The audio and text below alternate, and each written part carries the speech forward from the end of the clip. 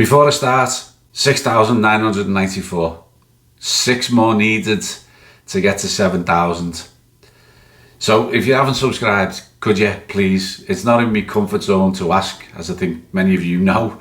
But the fact is, if you don't ask, you don't get. You know, if I do videos and I don't mention subscribers, don't get that many. But if I do something like this at the start, get a lot more. So I have to do it. And you know what? The reason is YouTube's watching. It's like Big Brother.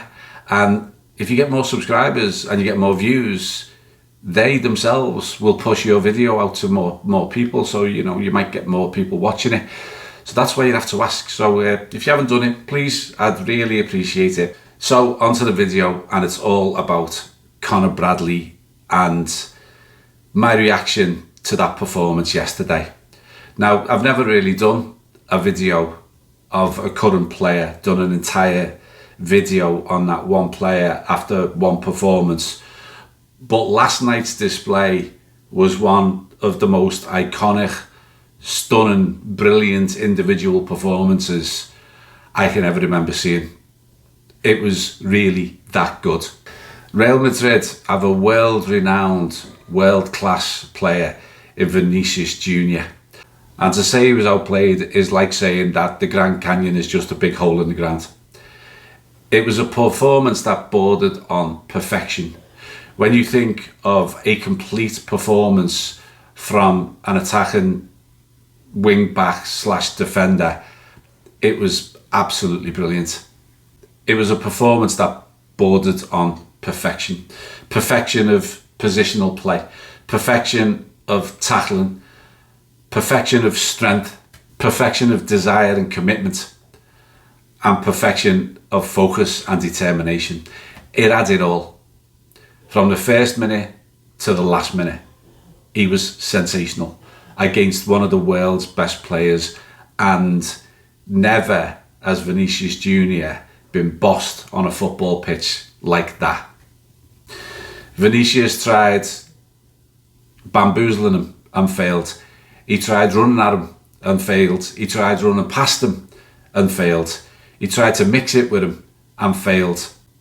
He tried going inside and outside and even dropping deep, and everything he tried failed. In fact, by midway through the first half, Vinicius was a beaten player, and that could be seen by when Conor went bombing forward and Vinicius had to track back, which he hates doing, to try and catch him, and so he fouled him and got himself booked. That proves right there that Conor Bradley had him in his pocket. And from that point on, Vinicius Jr.'s performance dropped, and Conor's just got better and better. There was a moment early on where Conor won the duel and got up, and he gave him a little bit of a nudge with his shoulder to let him know who was boss. I did the same in the second half when Vinicius Jr. was trying to battle him for the ball, and he just ran it out of play. And it was a performance where he didn't let anything about the occasion get to him. It was pure focus and concentration. And when Conor shoulder charged him early on, just a little bump with his shoulder, you could see that Castledeg, County Tyrone personality coming through. The spirit and pride of his own people was right there on show. It reminded me of the similar pride that has been shown over the years by a lot of our homegrown players, the likes of Steven Gerrard and Jamie Carragher and all that. It was one of them, wasn't it?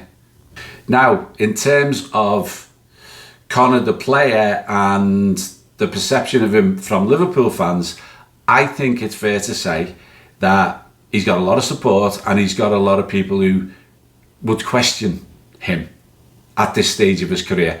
Not that they don't think he's a good player, but is he good enough? And is he good enough to be the number one choice long term? Can he nail down the position and make it his own? And these are fair questions, not because he hasn't played well in many games, but he's had performances that he struggled a little bit as well. And so it's more about his consistency than anyone believing that he doesn't have the talent.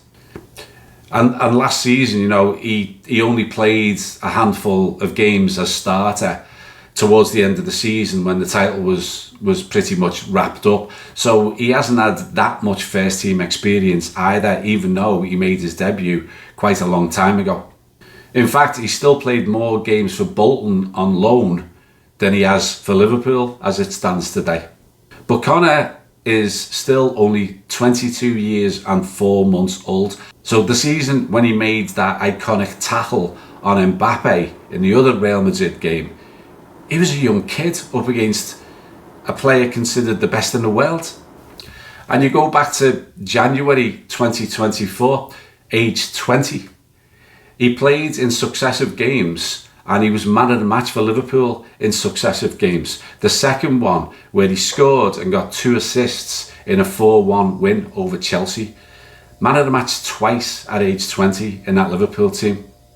But then, and this is really important when we're talking about consistency and hasn't yet broken into the team, 3 days after that Chelsea game, Conor lost his dad, age 58.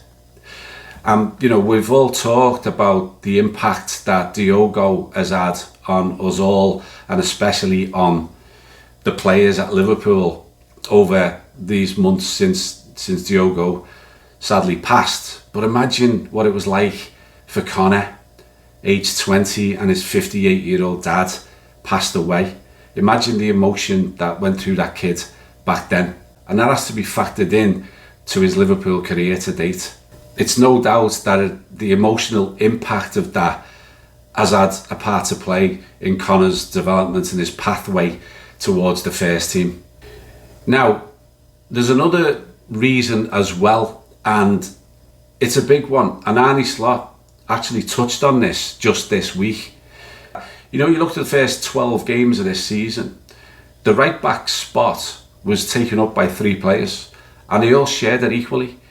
Jeremy Frimpong, Dominic Szoboszlai and Conor Bradley all had 4 or 5 starts each. So obviously Arne Slot was yet to be convinced by Conor that he was the number 1. And he was asked this week in one of the press conferences, what does Conor Bradley need to do to make that step up to the next level and become a regular starter? And his answer was immediate and very pointed. And he said he needs to stay fit. Nothing about quality or attitude or elements of the game that he needs to focus on. Just the one thing, he needs to stay fit. It suggested to me that Slot believes Conor has all the tools required to be a starter, to be a first choice player. But I think he was making the point that no player, no matter how good they are, becomes a top class player from the treatment room. Slot didn't make any excuses for him either. He didn't say, well, he's been unlucky with injuries. He very clearly said he needs to stay fit. Now, I may be reading between the lines here, but my take on this is that Arne believes that Conor needs to take more control over his own fitness and his own injuries.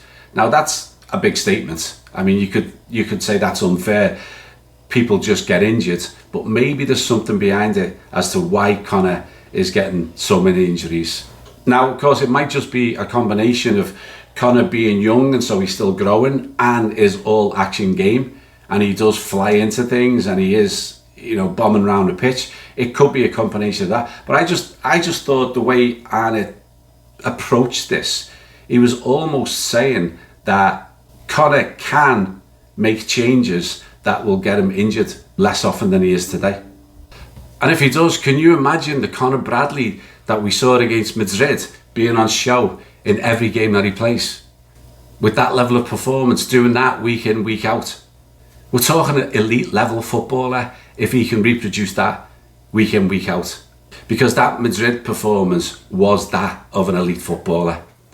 It was a world-class performance, and I rarely ever use those words. I try to stay away from them as much as I can, but I can't describe it as anything else because it bordered on perfection. I said in the post-game video that it was the best right-back display that I've seen by any Liverpool right-back in decades, and I maintain that. Now, it's only natural to compare him to his predecessor, who was fantastic for us, it has to be said, especially with his vision and creativity. But Trent never once gave a defensive display as brilliant as the one Conor gave last night. Not once. And you do have to think, with Trent sitting on the subs bench and Conor up against Vinicius Jr., he had to be inspired and motivated to say, I'm going to show you. I'm going to show you what you're missing. And my God, did he do it. Not only did Trent face the full ire of the Anfield faithful, but Conor was the subject of absolute adoration from that same crowd because of that performance. It was a kind of line in the sand performance that took out the old and brought in the new. The fact that he was there in the stadium on the bench and Conor put in a display like that, it almost, that was where the baton was finally passed to a new idol of the Cops, who hasn't just replaced him on the pitch, but he's replaced him in the heart of the Liverpool fans as well. So now, after that, he needs to take it to the next level. He needs to replicate it every week, week in, week out. Stay fit, be available, and put those type of performances in. Becoming one of the first names on the team sheet just as much as some of the other guaranteed starters we have today. And based on the performances he's given, when we have seen him at the absolute top of his game, there is absolutely no doubt that Conor Bradley can go on and do this. And that Conor Bradley is a superstar in the making if he wants to be.